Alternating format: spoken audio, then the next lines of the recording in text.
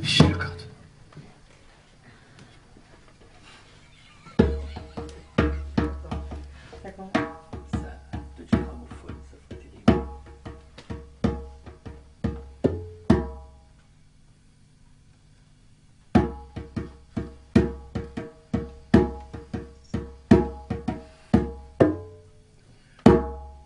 Au joli bois, j'ai rencontré mamie. Quand m'aperçut, elle fut réjouie. Elle me dit tout bas en souriant: baisez-moi tonton, aimez-moi tonton, je serai votre ami. Baisez-moi tonton, aimez-moi tonton, je serai votre ami.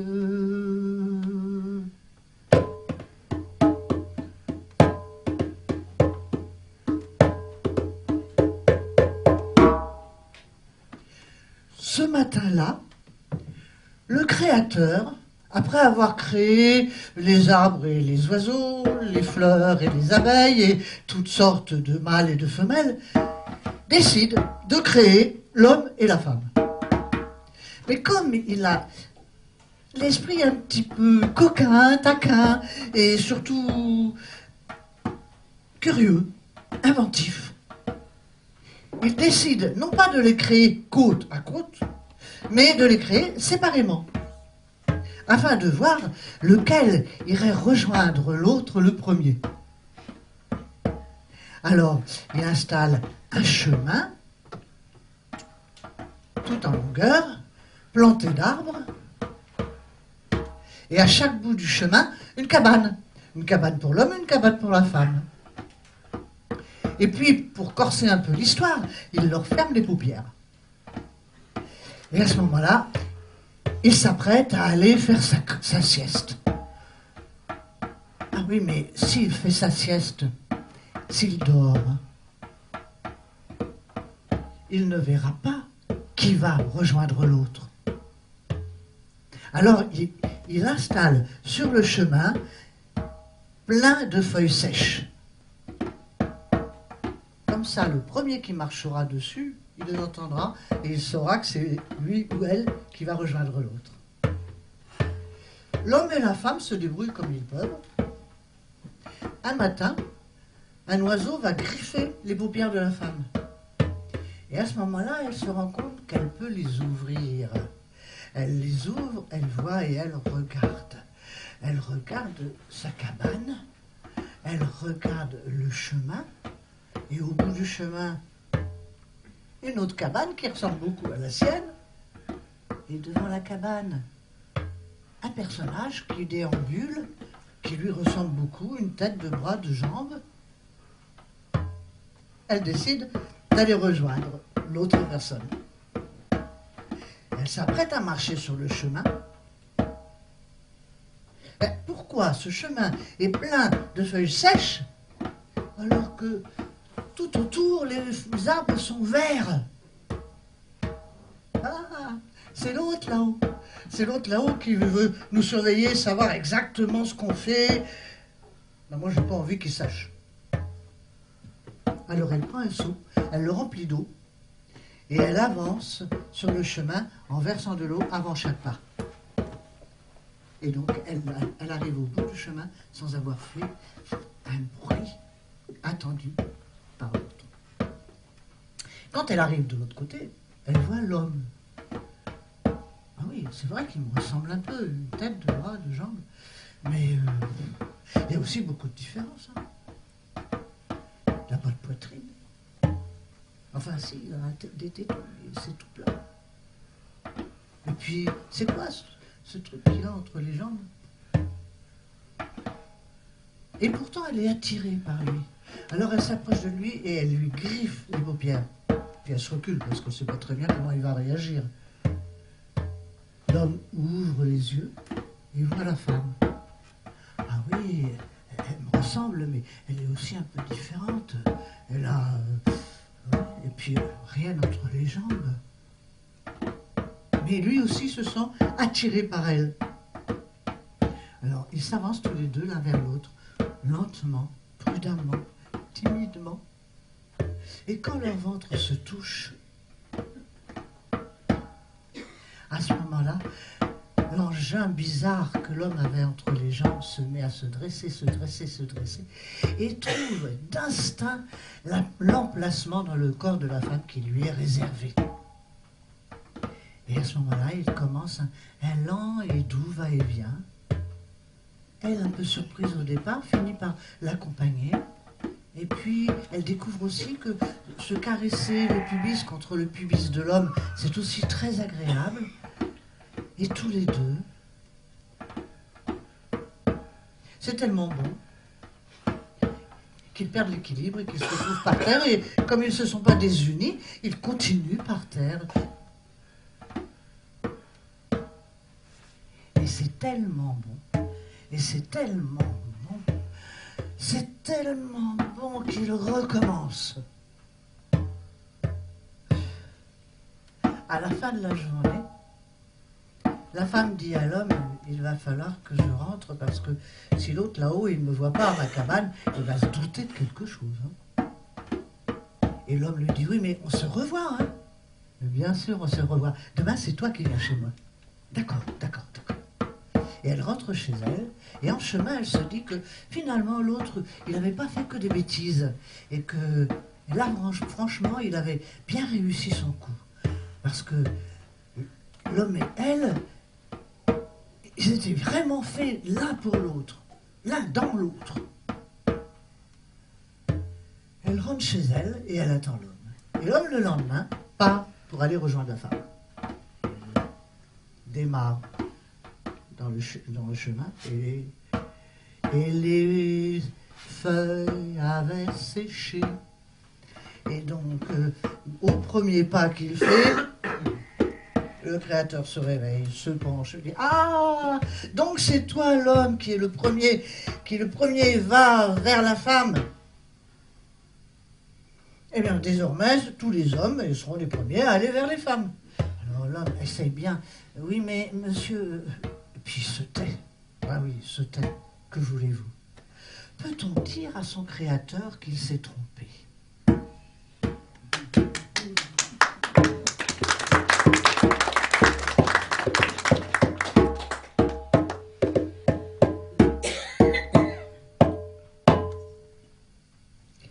Cette nuit-là, Iktomé et son ami Coyote dorment côte à côte dans le tipi de Coyote.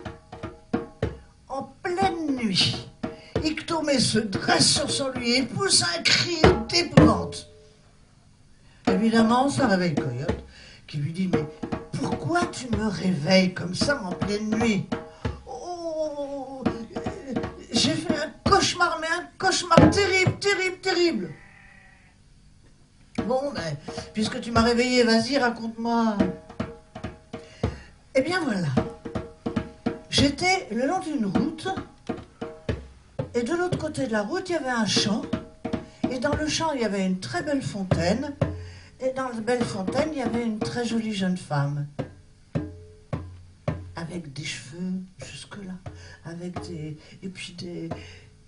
Oh, Iktomé, mais c'est pas un cauchemar, ça. Oui, mais... À ce moment-là, ma queue s'est mise à grandir. Elle a traversé la route. Iktomé, des cauchemars comme ça, moi je veux bien en faire toutes les nuits. Oui, mais... Elle a traversé la route, elle a traversé le champ, et puis elle a été jusqu'à la fontaine, et puis elle est rentrée dans la fontaine. Oh, Iktomé, au nom de notre amitié, fais-moi une petite place dans tes cauchemars. Oui, mais... Elle est rentrée dans la fontaine et au moment où elle allait toucher le ventre de la femme, la diligence est passée sur la route.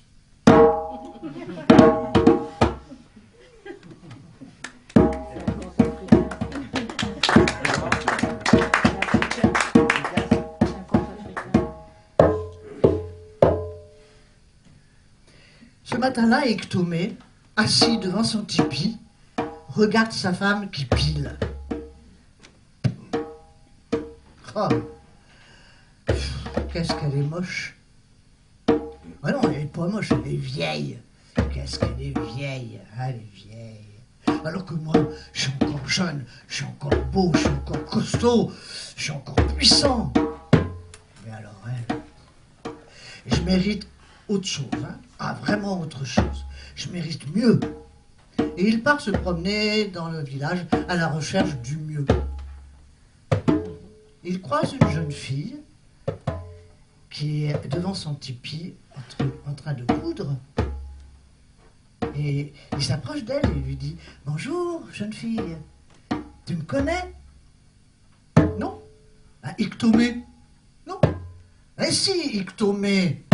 Enfin, je suis l'homme le plus costaud, le plus puissant, le plus beau du village. Non ?» Et la jeune fille se met à éclater de rire. Et elle ne peut plus s'arrêter de rire. Et lui, il prend ça pour un oui, pour un d'accord. Alors il lui dit, est-ce que tu veux que ton Iktomé te donne du plaisir? Et elle éclate de rire encore plus fort. Mais si tu es d'accord, cette nuit, dans ton tipi, prends la couche sur la droite tout de suite après la porte. Et moi, quand je me glisserai, je saurai que tu es là. D'accord? Et la jeune fille éclate de rire. Mais la femme d'Iktomé, qui avait tout entendu, s'est approchée de la jeune fille et lui a dit « Vraiment, tu as l'intention de coucher avec lui ?»« Oh non, dit la jeune fille, il est trop vieux. Mais qu'est-ce qu'il a pu me faire rire avec toutes ses prétentions ?» Alors la femme lui dit « Écoute, voilà ce qu'on va faire. Cette nuit, tu me prêtes ta couche et tu prends la mienne. » D'accord, dit la jeune fille qui a très bien compris ce qui allait se passer. Quand Iktomé se glisse dans le tipi, il touche.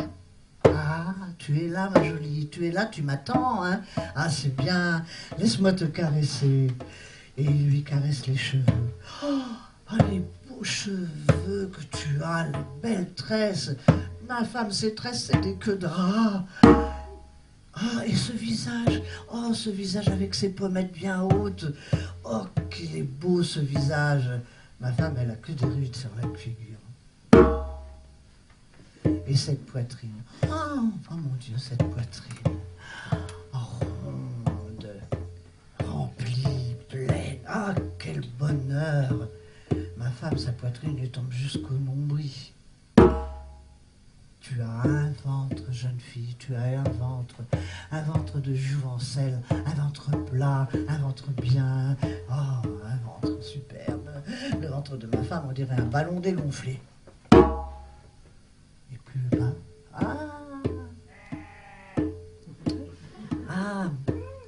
tu as une toison vraiment très très douce, très fine, très frisée. Oh, qu'elle est belle ta toison. Ma femme, c'est du crin. Et toi, c'est de la soie. Et il descend un peu plus bas. Mais tu mouilles, ma chérie. Mais tu mouilles, tu attendais ton Iktomé, hein. Tu mouilles, ma femme, elle est sèche comme une trique. Et toi, tu mouilles. Et il lui fait l'amour. Bien, pas ça, on peut pas dire bien, vraiment bien, avec toute son ardeur et toute son expérience. Et quand il a fini, il sort du tipi et il va se promener dans le village tellement il est fier de lui. Et sa femme s'empresse de faire l'échange avec la jeune fille. Et quand Iktomé rentre chez lui, alors Iktomé, il paraît que mes tresses sont des queues de rat. Iktomé comprend qu'il s'est peut-être fait avoir. Et que mon visage est plein de rides.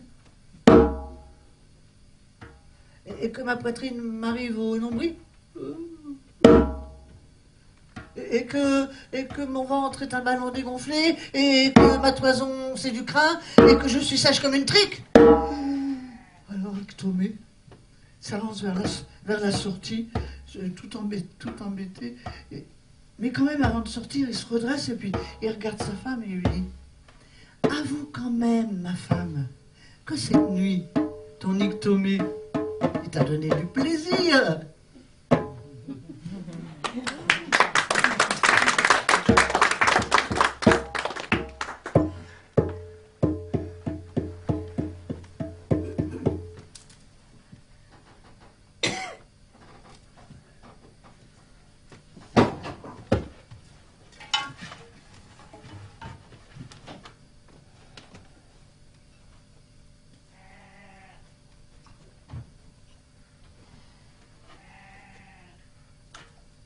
Les contes viennent du pays du rêve. Le pays du rêve, là où tout nous est enseigné. La sagesse, le merveilleux, l'extraordinaire. Le pays du rêve. Et ce conte-ci vient du pays du rêve. C'est le conte d'un chef de clan.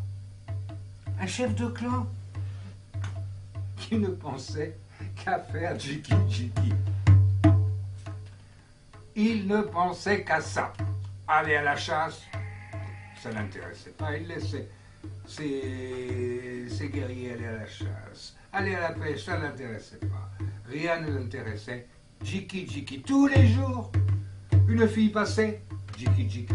Une autre fille passait, jiki jiki. Il ne faisait que ça.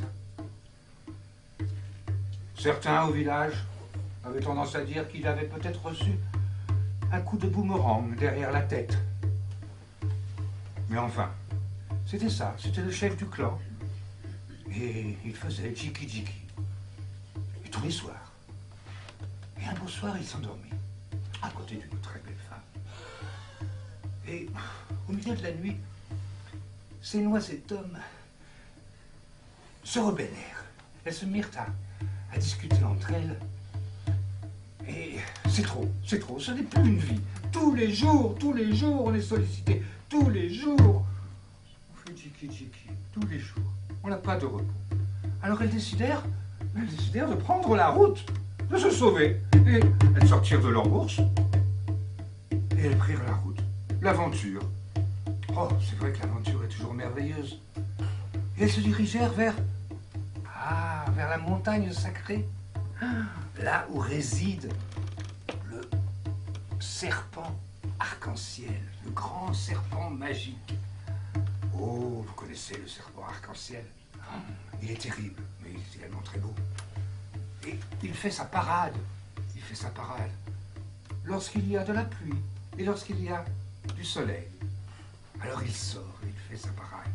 Et c'est le serpent arc-en-ciel. Il est très, très, très dangereux. Et tout le monde sait, tous ceux qui ont écouté les histoires du rêve, savent que s'approcher du nid du serpent arc-en-ciel est très dangereux. Il mange, il engloutit, il gobe tout ce qu'il voit. Pendant ce temps-là, le chef de clan, sans ses noisettes, était bien malheureux. Il tournait en rond. Et il ne savait plus quoi dire, il ne savait plus quoi faire. Alors il alla consulter un chaman, puis un autre chaman. Et finalement, il tomba sur un chaman qui lui dit toute la vérité. Il dit oui, tes noisettes sont parties. Elles t'ont quitté. Elles ont été à la montagne sacrée. Au nid, jusqu'au nid du serpent arc-en-ciel. Oh, il hésita quelque peu, mais quand même vivre sans, c'était pas possible. Donc il prit lui aussi la route de la montagne sacrée.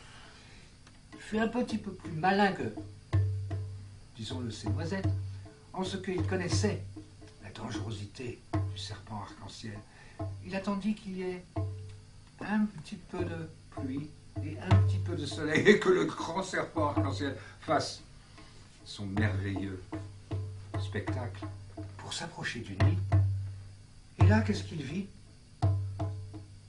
Il vit ces noisettes. Le serpent les avait en effet gobées, les avait recrachées. Ce sont bien les miennes, dit-il, mais elles sont dures, puis elles sont lourdes. Enfin, avant que la pluie ne cesse, ou que le soleil se retire, il partit avec. Il les mit dans sa bourse, il rentra au village. Arrivé au village, il ne savait plus quoi faire. Il regardait ses noisettes, il les reconnaissait. Il savait que c'était elles. Mais c'était dur, c'était lourd. Et puis, au bout d'une journée ou deux, quand même, il se dit, oui, mais vivre sans, allez. Il remit ses noisettes dans leur bourse. C'était un peu lourd, un peu, pas très confortable. Mais bon, il commençait à s'y habituer. Au bout de 2-3 jours, et il retrouvait sa forme. Sa superbe. Ah, on va pouvoir retourner aux choses sérieuses. Jiki Jiki. Il repéra une superbe jeune fille qui passait par là. Il s'approcha d'elle. Allez, en tant que chef de clan, on ne peut pas refuser non plus. Il proposait de faire Jiki Jiki quand tout d'un coup une petite voix venait d'une de ces noisettes. Mais tu ne peux pas faire ça. Coco, tu ne peux pas faire ça. Elle est malade, elle a des vers. Si tu lui fais tchiki-tchiki, elle va être encore plus malade. Et l'autre noisette a fait ça et dit, oh oui, oui. Par contre, si tu vas dans la forêt, tu connais les petites fleurs bleues qui poussent en bas des grands arbres. Eh bien, elles ont des racines. Alors tu prends les racines, tu les laves bien, tu les coupes en petits morceaux, et après tu les fais rôtir, et tu les piles, et tu lui donneras ça, et ça va la guérir. Le chef de clan, je dis, bon, pour aujourd'hui, on va faire ça. Il a la forêt, cueillit, trouvera les petites fleurs bleues, cueillit la racine, la fille retire, la pila, on a ça à la jeune fille, qui en effet se porta très bien. Le lendemain, il se dit, bon, cette histoire c'est bien, mais quand même, je suis le chef de clan. Une autre superbe jeune femme passait, et il s'approchait lorsque, tu ne peux pas, elle est malade, elle a des branches très fragiles. Si jamais tu fais tchiki-tchiki avec elle, elle va mourir. Et l'autre nous dit, et oui, et tu vas dans la forêt, tu vois les grands arbres, les eucalyptus. Tu prends les feuilles, tu vas prendre les feuilles d'eucalyptus, tu vas les ramasser un bon sachet, et après tu vas revenir et tu vas les faire cuire dans de l'eau. Voilà, tu vas faire une infusion, et après tu lui donneras ça à boire. Après tout, que peut-on faire dans ces cas-là? Il fit ce que on lui avait enseigné, donc il fit ce remède, et la jeune fille, en effet, se portait très bien, se porta très bien. Et ça continuait. Et de jour en jour, à chaque fois qu'il pensait à Jiki-Jiki, à chaque fois qu'il voyait une belle femme, il y avait quelque chose, il y avait un problème, il y avait ceci. Il fallait aller dans la cueillir des champignons, tel champignon, tu le feras cuire, tu le mélangeras avec telle herbe, etc. Tu lui feras ça, ça va, tu vas voir, elle sera en pleine forme. Et il n'arrêtait pas. Tous les jours, il courait dans la forêt, il allait récolter des herbes, des champignons, des racines. Il revenait avec des recettes en tête, avec ceci à faire, ceci à faire. Il concassait. Et avec le temps, il avait pourtant retrouvé ses noisettes, mais il oublia complètement Jiki-Jiki. Et c'est ça qui est merveilleux dans le pays des rêves. Il devint un des plus grands guérisseurs de tous les temps.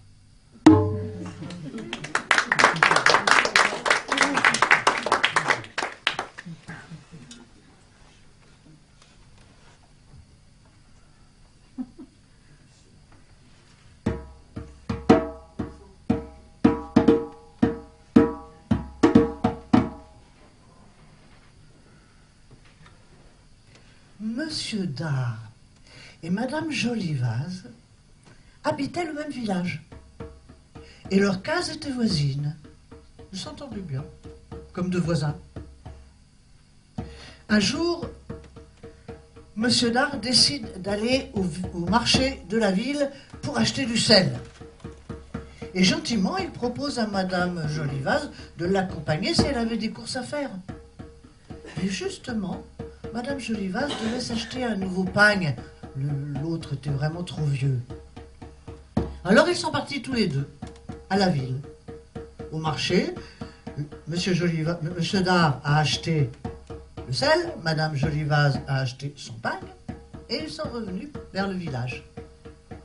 Mais en chemin, ils ont été surpris par une averse, mais une averse. On aurait dit des cailloux qui tombaient du ciel. Et Monsieur Dard était très inquiet pour son sel. Alors il a dit à Madame Jolivaz, est-ce que vous accepteriez de mettre mon sel à l'abri dans votre bouche? Bien sûr, dit Madame Jolivaz. Elle retire son pagne, elle ouvre ses belles lèvres rouges, et Monsieur Dard verse le sel. Elle referme ses lèvres, elle referme son pagne, et ils partent à la recherche d'un arbre assez grand pour les protéger de la pluie. Quand la pluie cesse de tomber, Monsieur Dard demande à Madame Jolivaz de lui rendre son sel. Madame Jolivaz est très embêtée parce que le sel a disparu. Comment ça a disparu? Ah oui, il a disparu. Mais c'est pas possible, c'est moi qui l'ai mis. Je sais bien qu'il est là, je l'ai mis moi-même. Ben, je sais, mais il a disparu. Mais c'est pas vrai, c'est pas possible, vous mentez. Ah, si vous ne me croyez pas, allez voir vous-même.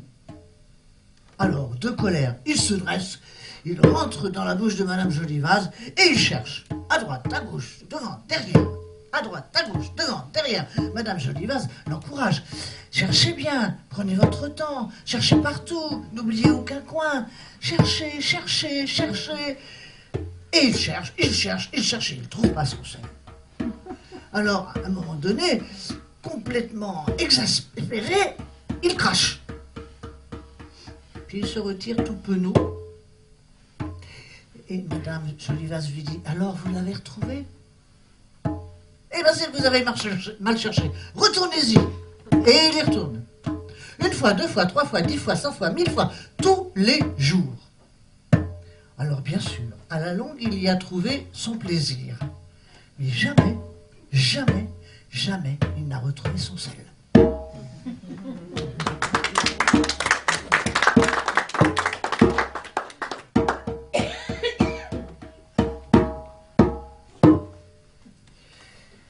Ce jour-là, 2 moujiks semaient chacun dans leur champ.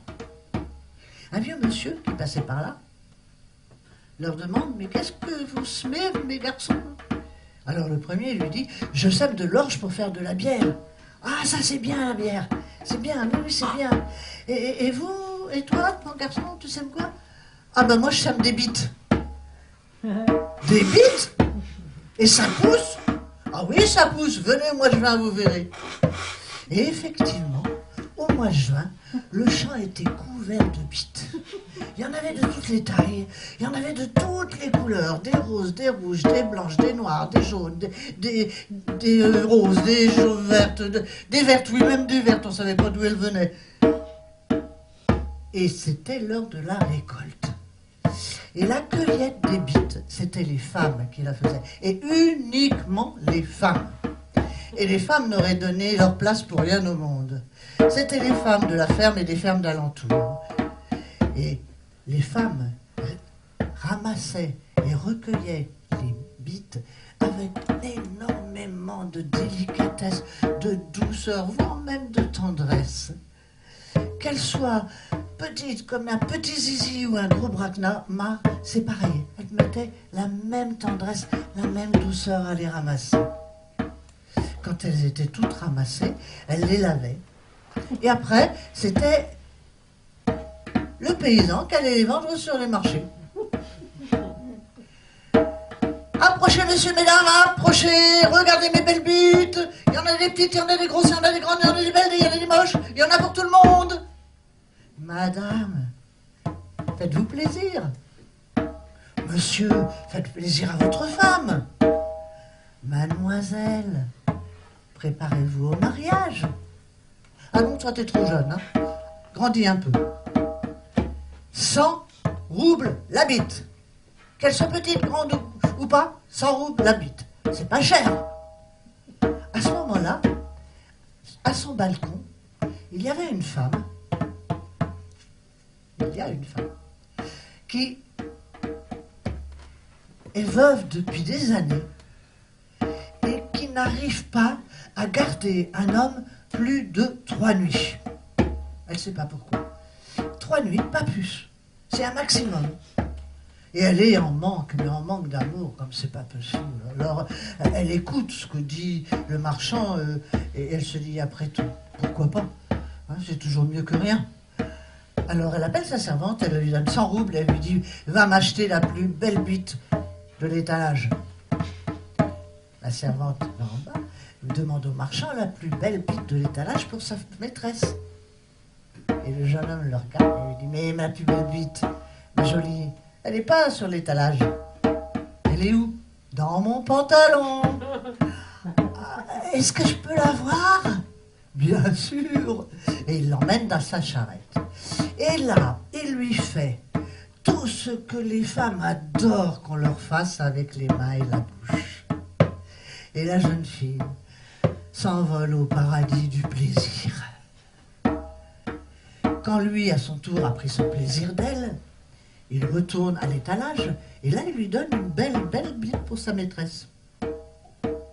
La jeune fille va voir sa maîtresse et lui donne. La maîtresse s'empresse de s'enfermer dans sa chambre pour essayer l'engin. Mais rien à faire. Rien à faire. Elle a beau la titiller, la léchouiller, la papouiller, lui raconter des histoires, lui chanter des chansons. Rien à faire. Alors elle appelle sa servante, elle lui dit « Va demander au marchand comment ça marche. » La jeune fille va voir le marchand, lui demande comment ça marche. Et il lui dit « Il suffit de dire « S'il vous plaît ». Ah bon, c'est tout? Oui, c'est tout, s'il vous plaît. Ah bon? Elle retourne voir sa maîtresse et elle lui dit « Il suffit de dire « S'il vous plaît ». C'est tout? Oui, c'est tout, s'il vous plaît. Alors la maîtresse s'empresse de retourner dans sa chambre. « S'il vous plaît ». Ah, et ça marche. Oh que ça marche, oh que ça marche. Et il y avait tellement longtemps. Oh que c'est bon, oh que c'est bon. Oh là que c'est bon, c'est bon, c'est bon, c'est bon, c'est bon, une demi-heure, c'est bon, 3/4 d'heure, c'est bon, à la limite 1 heure, mais au bout de 2 heures, elle n'en peut plus, et au bout de 3 heures, elle a l'impression d'avoir une chatte qui fume. Alors elle appelle sa jeune fille, sa jeune servante, et elle lui dit « Va lui demander comment on s'arrête !» Et le marchand lui dit « Il suffit de dire « Merci bien ». Ah bon? C'est tout? Oui, c'est tout. Madame, il suffit de dire « Merci bien ». Merci bien, dit la femme. Et enfin, elle est délivrée. Mais toute cette mésaventure lui donne à réfléchir. Elle se dit, si je n'arrive pas à garder un homme plus de 3 jours, peut-être est-ce tout simplement parce que je ne sais pas dire « s'il vous plaît » et « merci bien ».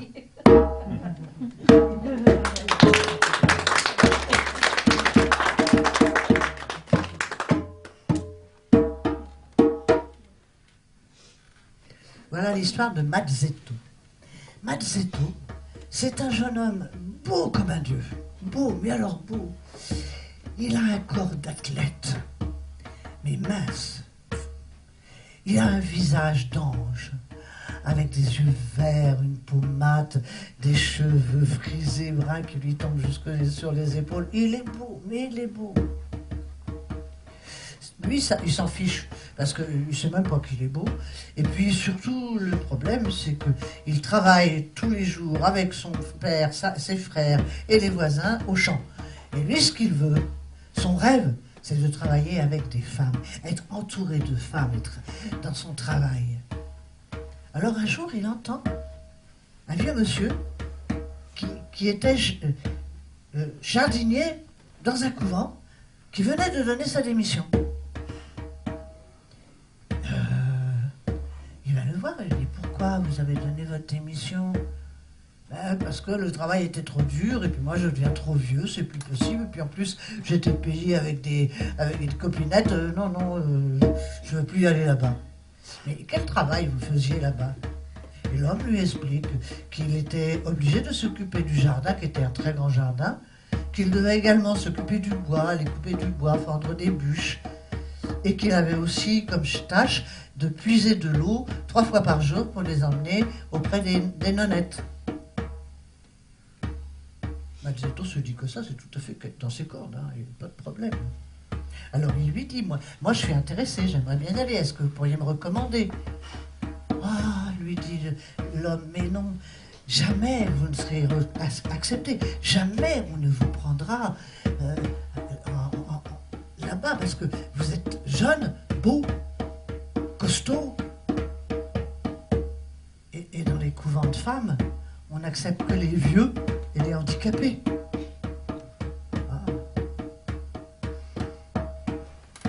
Alors Mazzetto réfléchit. Vieux, ça, il peut pas. Mais handicapé, qu'est-ce qu'il pourrait avoir comme handicap qui ne se voit pas et que les nonnettes accepteraient pour l'embaucher? Sourd-muet. Ben oui, sourd-muet, bien sûr. Sourd. Il n'entend rien, donc il ne peut rien dire, mais il ne peut rien dire de toute façon. Alors, il prend sa hache et il part au couvent. Arrivé au couvent, quelques jours plus tard, parce que c'était loin, il est reçu par l'intendant. Et il dit qui lui demande ce qu'il veut, et il dit à l'intendant, l'intendant comprend comprend qu'il a faim et qu'il a envie de se reposer. Il lui donne à manger et il le laisse se reposer sous un arbre.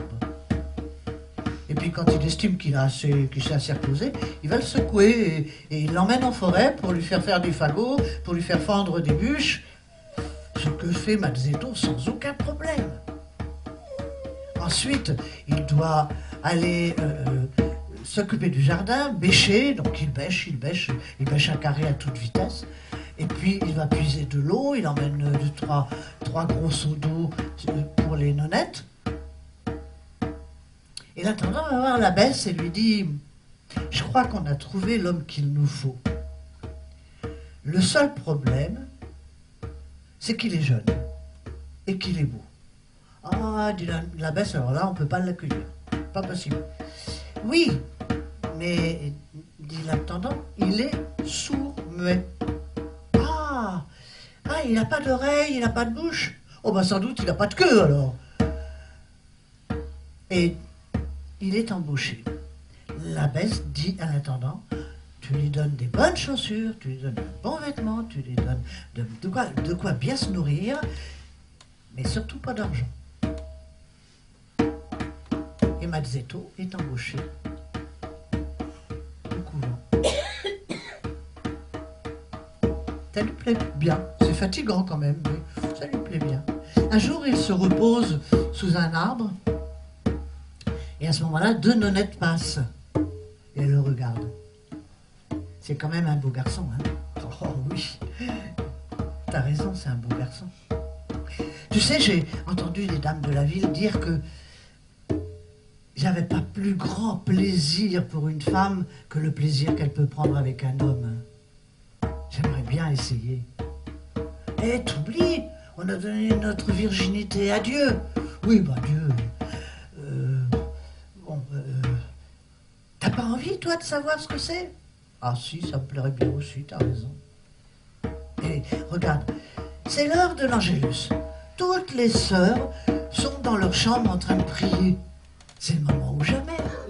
Hein? Je vais le prendre par la main, l'emmener dans la cabane à outils. Et puis, on verra bien ce que ça donne. Et si c'est bien, quand je sortirai, ce sera à ton tour d'y aller. D'accord, dit la nonnette. Et c'est comme ça que ça se fait. Et Mazzetto fait tout ce que la nonnette lui demande, et même un peu plus. Et la nonnette trouve ça extraordinaire. Et quand elle sort, elle dit à sa copine, oh, vas-y, hein, tu vas voir, c'est formidable. Et tous les jours, au moment de l'Angélus, Mazzetto devait honorer ces 2 nonnettes. Un jour, une 3e nonnette avait repéré le manège de la fenêtre de sa chambre.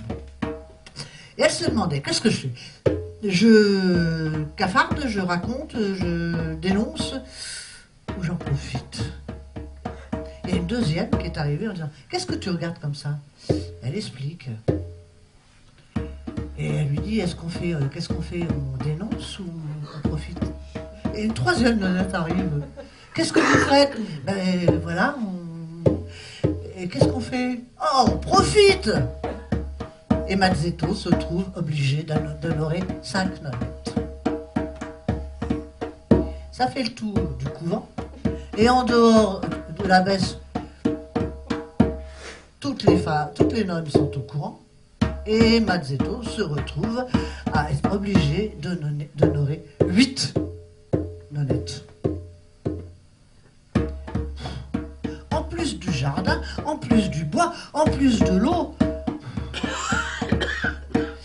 Un jour où, épuisé, il s'endort au pied de son arbre préféré, il n'a même pas pensé à mettre une culotte, un pantalon, et sa veste est soulevée par le vent.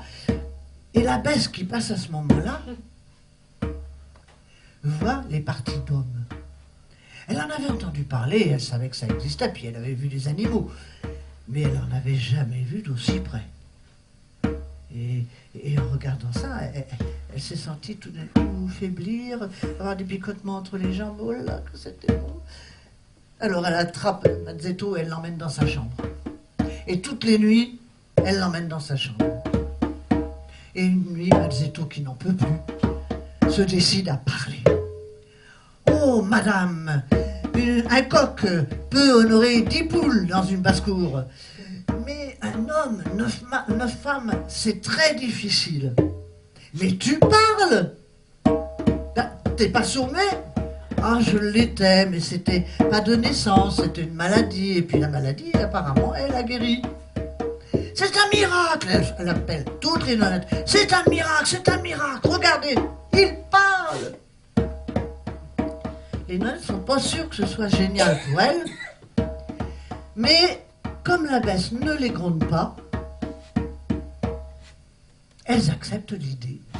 Et toutes les nonnettes se rassemblent pour savoir comment elles allaient faire pour pouvoir garder Mazzetto comme pourvoyeur de plaisir sans le fatiguer trop. L'intendant de l'époque était un vieux monsieur qui avait réclamé sa retraite pendant des années, des mois, et là, on lui donne. Et Mazzetto prend la place de l'intendant. Ce qui est quand même beaucoup moins fatigant que jardinier, forestier et porteur d'eau.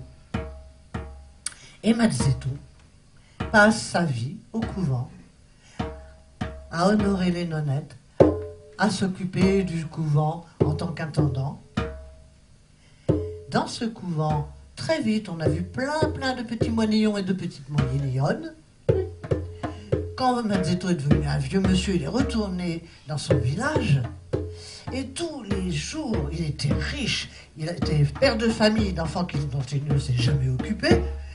Et tous les jours, il remerciait Dieu de lui avoir donné tant de bonheur dans la vie pour l'avoir fait cocu.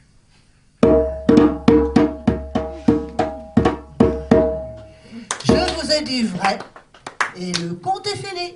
Oh,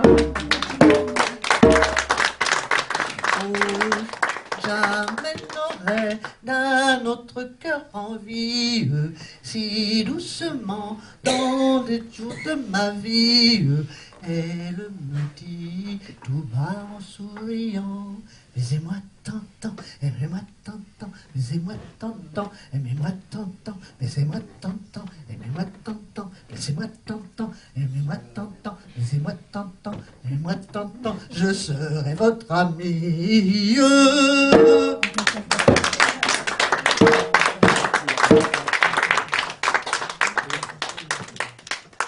Ça fait des 3 quarts d'heure. Oui. Merci.